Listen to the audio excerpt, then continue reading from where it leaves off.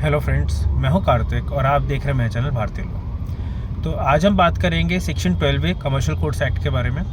तो commercial disputes जब भी होते हैं, जो फाइनेंशियल ट्रांजैक्शंस के डिस्प्यूट्स हैं, कंपनीज़ के बीच में डिस्प्यूट्स हैं, या फिर आपका जो इंटेलेक्चुअल प्रॉपर्टी के डिस्प्यूट्स हैं, तो कई सारे तरह के कमर्शियल डिस्प्यूट्स होते हैं। तो जब भी हमारा कमर्शियल डिस्प्यूट्स होते हैं तब हम बात करते हैं कमर्शियल कोड्स एक्ट की। तो कमर्शियल कोड्स एक्ट का एक बहुत इंपॉर्टेंट प्रोविज़न है सेक्शन 12A का, जो हमारी बात करते हैं प्री इंस्टीट्यूशन मीडिएशन।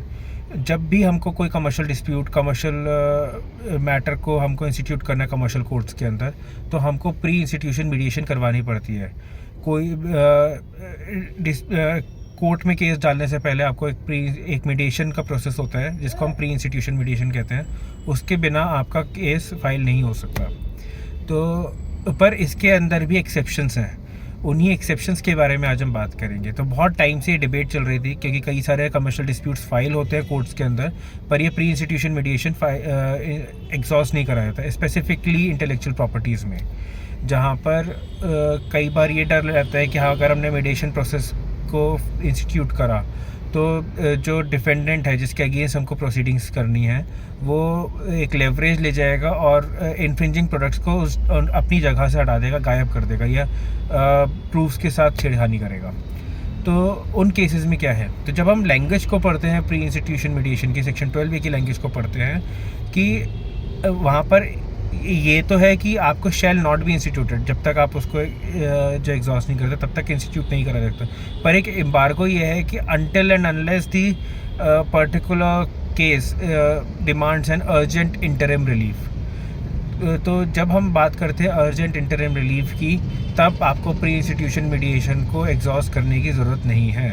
अब जब भी हमारा कमर्शियल कोर्ट्स में या फिर कोई भी हमारा पर्टिकुलरली कोई भी डिस्प्यूट जाता है, तो हम एक अर्जेंट एप्लीकेशन ज़रूर लगाते हैं उसके साथ। एक इंटरिम रिलीफ भी मांगते हैं जब हम एक टेम्परेरी इंजंक्शंस मांगते हैं या फिर एड इंटरिम रिलीफ्स मांगते हैं।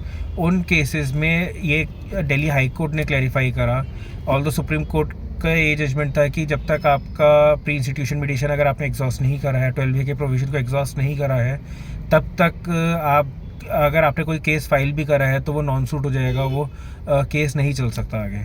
पर दिल्ली हाई कोर्ट ने ये कहा, उसको और एक्सप्लेनेशन दिया दिल्ली हाई कोर्ट ने कि जब हम अर्जेंट एप्लीकेशन लगाते हैं, एक इंटरिम रिलीफ मांग रहे हैं, तो यानी कि वो हम एक अर्जेंट इंटरिम रिलीफ मांग रहे हैं और उस केस में जो 12A का प्रोविज़न है उसको हम सेटिस्फाई कर रहे हैं।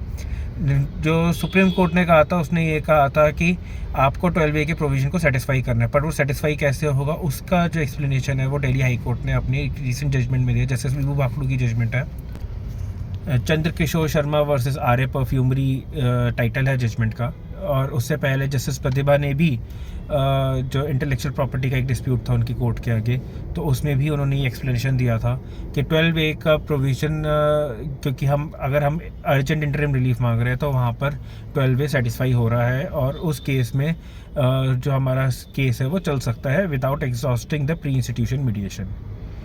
तो आई होप आपको ये वीडियो अच्छी लगी होगी। तो प्लीज़ इसको लाइक करिए, चैनल को सब्सक्राइब करिए, जिससे मैं और वीडियोस डाल पाऊँ। और कोई भी सजेशंस हो तो प्लीज़ उनको कमेंट सेक्शन में ज़रूर दीजिए। Thank you.